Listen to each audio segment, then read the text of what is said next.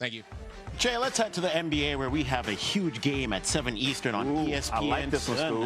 Yeah, it's going to be a fun one. The West leading Thunder are at MSG to take on the Knicks. We're waiting to see if MVP Shai Gilgeous-Alexander plays. OKC held him out of last night's win over the Bulls to manage the abdominal strain that cost him 9 games in February, likely saving him for this game against New York. That's 1-3 straight. Joining us now is our NBA reporter, Tim McMahon. And Tim, the Knicks marched into this month with a statement win at MSG against Wemby, and the Spurs just absolutely blew them out. Now comes SGA and OKC in the building for a heavyweight matchup. So what are you paying close attention to for this New York team? Howdy, Scooby. I want to see if this defensive metamorphosis that New York has had can continue against the defending champions. There were a lot of questions about whether the Knicks have a championship caliber defense with Jalen Brunson and Karl Anthony Towns as their foundation pieces. This is a team 15-4 in the last 19 games, has the #1 defense in the league by a significant margin. Another chance to prove this newfound defensive identity is for real tonight with SGA in MSG. Yeah, since January 21st, the Knicks defense ranks first in the league in points per game differential and opponents' three-point percentage. Now, 2 of the other big teams in the East faced off last night. The short-handed Cavaliers got 22 points from Jalen Tyson and 18 from James Harden to beat the Pistons 113-109. Cleveland was playing without their star, Donovan Mitchell, who missed his 4th straight game with a groin strain. The Cavs are 4th in the East, 7.5 games behind Detroit. Now, that loss snaps their 6-game winning streak, which has honestly helped mask their recent poor shooting from three-point land. So, Tim, what can you share about Detroit's offensive issues? Yeah, and I don't want to overreact to a loss for a team that still leads the Eastern Conference, but the concerns about the Pistons are definitely on the offensive end. You mentioned the lack of perimeter shooting, losing Malik Beasley and Tim Hardaway Jr. from last year's team. Cade Cunningham, 4 of 16 from the floor in this game, 5 of 26 in a recent loss to the San Antonio Spurs. Has had a couple other really rough shooting performances against the Cavaliers. Playing in crowds against elite rim protection, those are hurdles the Pistons and Cade Cunningham are going to have to clear to make a deep playoff run.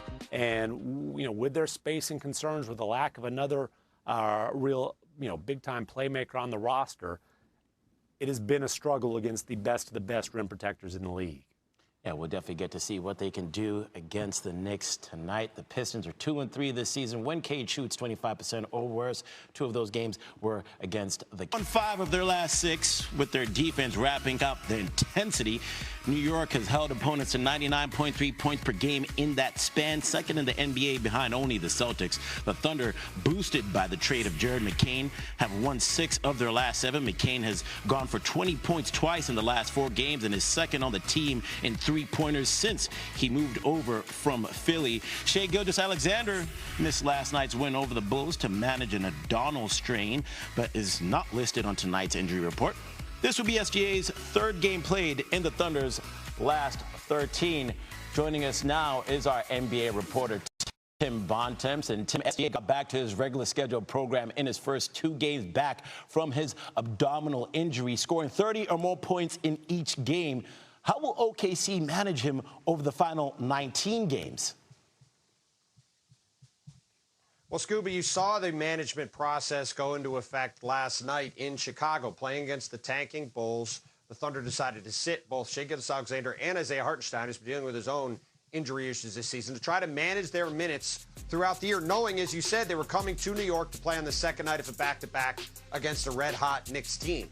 And that's going to be, I think, what we're going to see from Oklahoma City going forward. They're going to have Shai probably not be playing in back-to-backs for a minute, but they're going to want him out there as much as possible, particularly in these games they have to win, because they've got the San Antonio Spurs breathing down their necks. The Spurs won by 1 million in Philly last night. They're only a couple games back in the loss column of the Oklahoma City Thunder for that top seed in the Western Conference standings. And while the Thunder, as the defending champs, are going to feel good about wherever they're playing, home or road, in the playoffs, they're certainly going to want to get that 1 seed locked up and have home court advantage throughout the Western Conference playoffs and a potential series against either the Spurs or the Wolves or the Nuggets or whoever they wind up playing. So it's of paramount importance to keep Shai healthy, which is why not going to see him play back-to-back. So what we are going to see him in marquee games like this one tonight at MSG. And it's important to keep in mind that SGA has missed 12 games so far this season, meaning he can only miss 5 more before he becomes ineligible for end-of-season awards like MVP. Now, as for the Knicks, it's been a tale of 2 New Yorks against top competition recently. A dominating win against the Spurs, but 2 losses by a combined 30 versus the Pistons and Cavs. What can you share about the Knicks' inconsistency? Well, it really has been a tale of 2 teams for the last while here, Scoo, because, look, the Knicks are coming into this game having gone 15-4 in their last 19 games. That's awfully good, right? It's almost an 80% winning percentage. But you mentioned they lose to the Cavs last week in pretty desultory fashion. They got blown out both of those games against the Pistons, both of them without Jalen Brunson, by the way. And that has been sort of the story of their season. When they played against some of these high-level teams, they have struggled. They did have that dominating win Sunday afternoon against the Spurs, looked very good in that game. They did have the big come-from-behind win the other day against Kevin Durant and the Rockets. But this game tonight against the league's defending champs on national TV, this would be a great opportunity for the Knicks to step up and show that they can play at a different level against elite competition. And we'll see if they're able to do that and continue this hot streak and push it up to 16 wins in their last 20 games as they try to keep a top 4 spot in the Eastern Conference standings. Yeah, the Knicks are 13-7 against the West this season, including their 25-point win against San Antonio this past Sunday. Tim, thank you. Jay? Hey, Scooby, let's bring in our basketball analyst, the one and only Chiney Ogwumike. Chiney, you've seen both sides of the Knicks against some of the East and West best. Would you say they're closer to a contender or maybe a tier below? It took probably all of New York fans taking blood pressure medication to get to this point where I can say the Knicks are contenders again.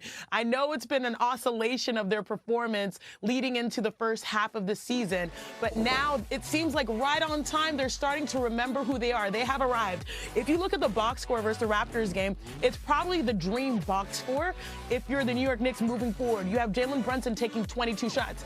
You have Karl Anthony Towns taking 17 shots. You have Jalen Brunson dishing out 10 assists. And most importantly, you're holding your opponent under 100 points.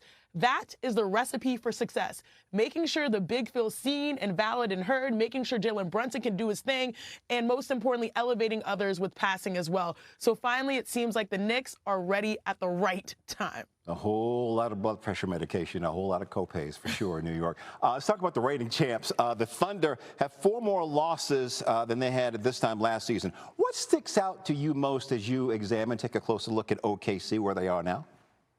Well, Jay, 4 more losses, but get this. They have had 26 different starting lineups so far this year. It has been inconsistent when it comes to their players being on the floor, but it is still getting the same results. They're still right where they need to be. Oftentimes, it's hard to repeat. We have not had a repeat champion in over 7 seasons. They're trying to be healthy when it matters most. And the guy, SGA, he's back right on time. I know he missed 12 games, but he did not miss a beat when it comes to his performance. J-Dub missed 37 games so far. And still, this is a team that still has the best defense in the NBA. So their identity is defensive. It does not matter who's out there, but it seems like their stars are showing up at the right time. I can't wait for this matchup amongst guards, Brunson and SGA. But OKC, that it seems like they have built something that will last for years to come because their stars are hopefully rounding into form at the right time. You know, the Thunder have played just 5 games with their true starting lineup of SGA, Jalen Williams, Chet Holmgren, and Isaiah Hartenstein. Yeah, I mean, it is crazy. It is crazy. You can catch more Chiney and the NBA Today crew 3 Eastern on ESPN2. Chiney, thank you so much. Always. This just in the Sports Center. Chauncey Billups entering a Brooklyn courthouse for a status hearing in the federal case he faces for rigging poker games. The Blazers coach has pled not guilty to money laundering and wire fraud charges. Prosecutors submitting a brief yesterday saying they expect to extend plea deals to defendants, but it's not clear if Billups is a part of that.